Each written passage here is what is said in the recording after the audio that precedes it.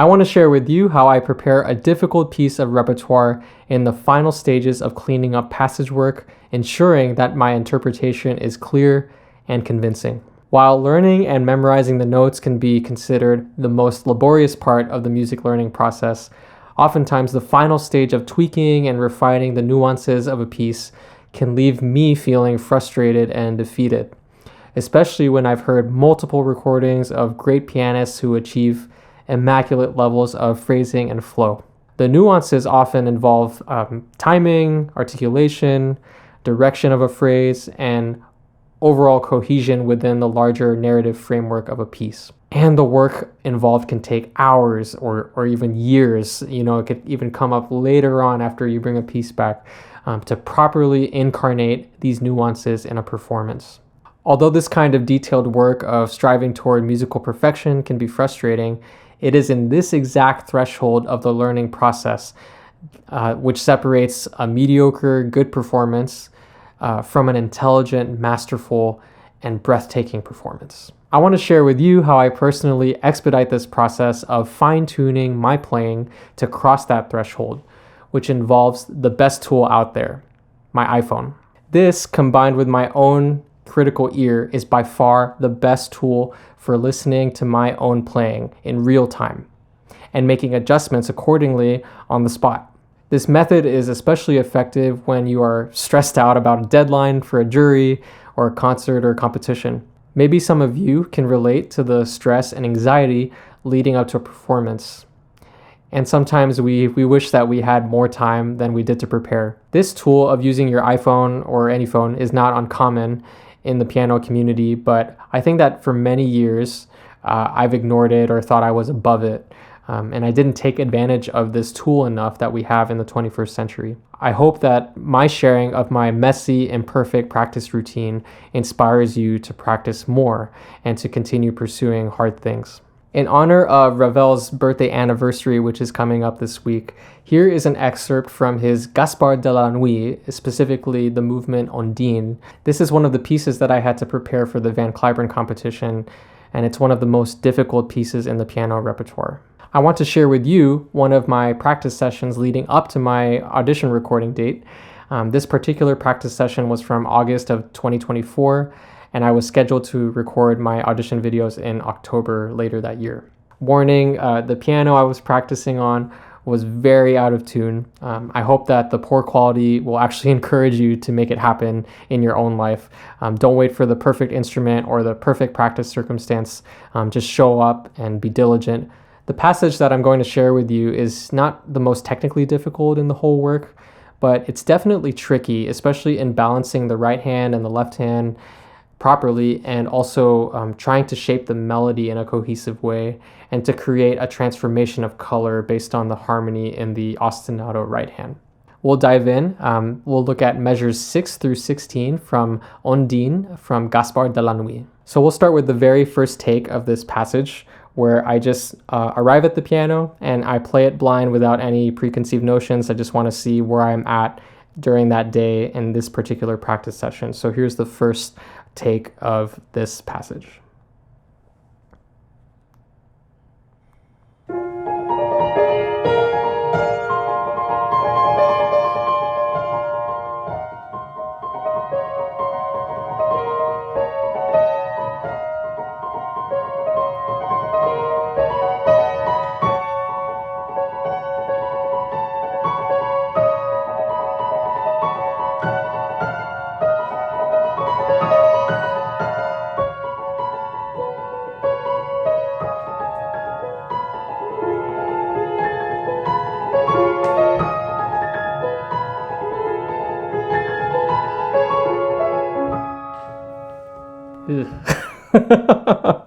Oh, it's really hard to listen to my own stuff in front of all of you. But, this is the process, right?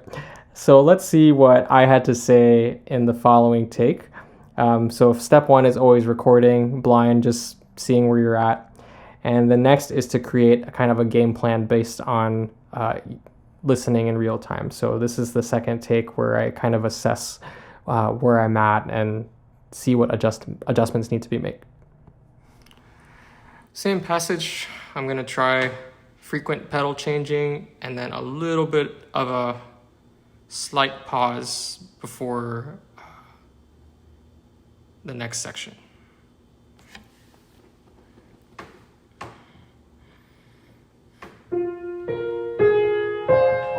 And then I also want to not punch the A flat.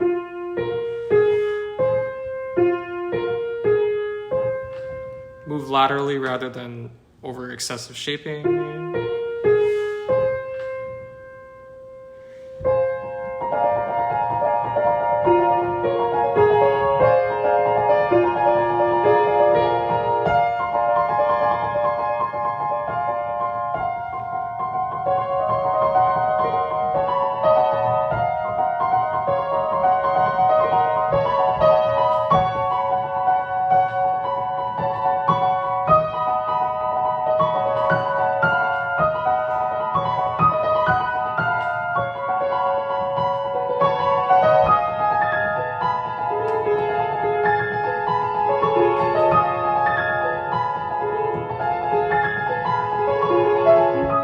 Okay, so it seems like I was trying to focus on the left-hand melody in this particular take. There are so many issues that I'm already listening to that need to be addressed, specifically in the interplay between the right hand and the left hand. But right away, you'll notice that an important step in recording yourself is verbalizing your goals and verbalizing the means in which you will achieve that goal. So it seemed like I wanted to achieve kind of a better flow in the in the melody, and that required certain adjustments in my hand positioning, and I mentioned moving laterally versus shaping too much. And what's really interesting is it just depends on the piano too, but hopefully these adjustments can kind of fine-tune and make the melody foolproof from piano to piano. Ondine is notorious for being extremely difficult to play without warming up on the instrument right away, because every piano is different, and the difference in the action and the touch can affect the piece's outcome dramatically. So it's really scary. So let's move on. So I probably was addressing the melody there, and I'm guessing, knowing myself, that I wanted to address the right hand, the ostinato. A lot of the notes weren't clear there, and I probably wanted to make sure that each 30-second note or each part of that figure was being clearly articulated. Changed this from 3/5 to 4/5. And then a lot of pedal change here. Practically no pedal.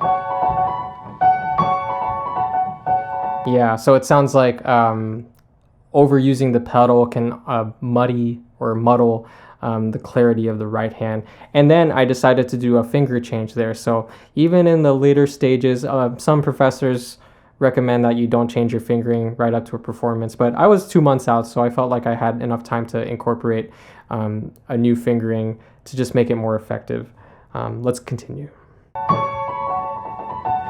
Then make sure the top note rings. We'll try that. Yeah, this part is so tough because that high note is right in the high register with the right hand. So you really have to voice it in such a way where the melody just kind of pops, but then you also don't want to overpress it and just make it punch. So that's another excerpt here. I'm going to move on. I did about 9 takes of this one passage, and in total it was maybe 15 minutes. But I would say that it was very effective work. So let's move on maybe to a later one where I start to kind of address more of the cohesion and the flow of the total passage. Overall, it's much better than last week. That's one thing too. Affirming yourself is very helpful. So let's keep going. I want a bigger character change here. It's tough to get it the right way. Might need some help with that.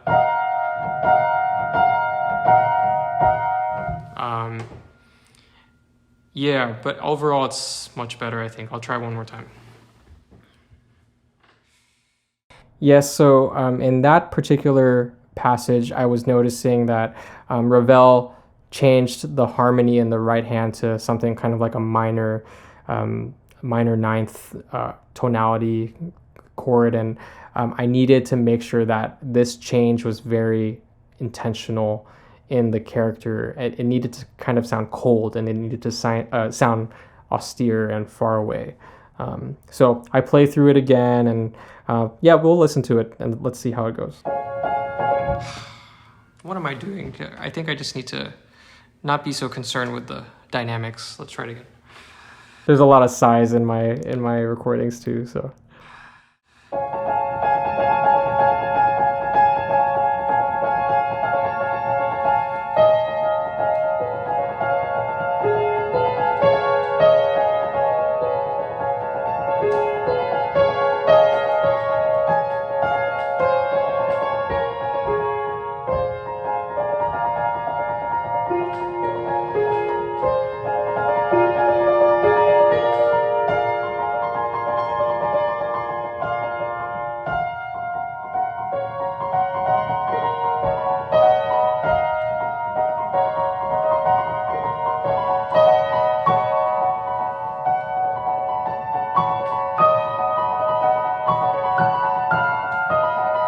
Yeah, not bad, not bad. It's not perfect, but I think it was definitely a bigger improvement. And you'll notice with each cycle of listening, recording, you start to move from more micro detailed nuances to flow and just cohesion and narrative.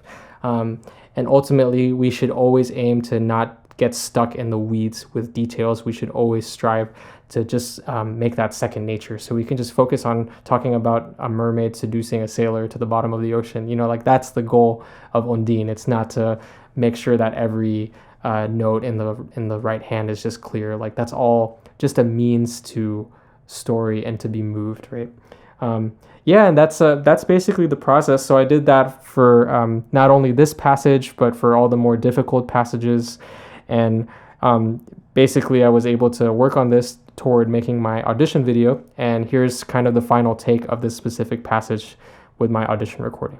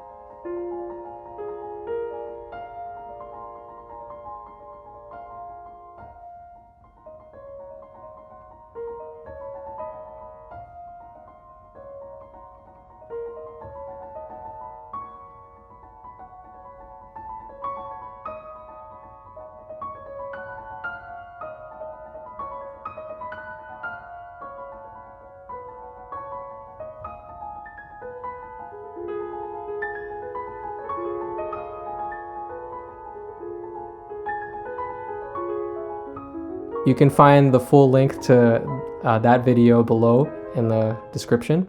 And if you're interested in more examples of passage work, if you're okay with enduring my voice on my iPhone, I'd be happy to share more different repertoire examples and things like that. So, and also in honor of Ravel this month, I'm hoping to release some interesting videos on fingering for Gaspard de la Nuit. I think it's been hard to find videos on how to play certain passages and what fingering is the most effective. And I'm just willing to share with all of you my tips and tricks that might be a little controversial actually. So stay tuned, but I'll be releasing that in the next couple of weeks this month. So happy birthday to Ravel. Thank you for your great music, and I'll catch you next time, everyone. Thank you.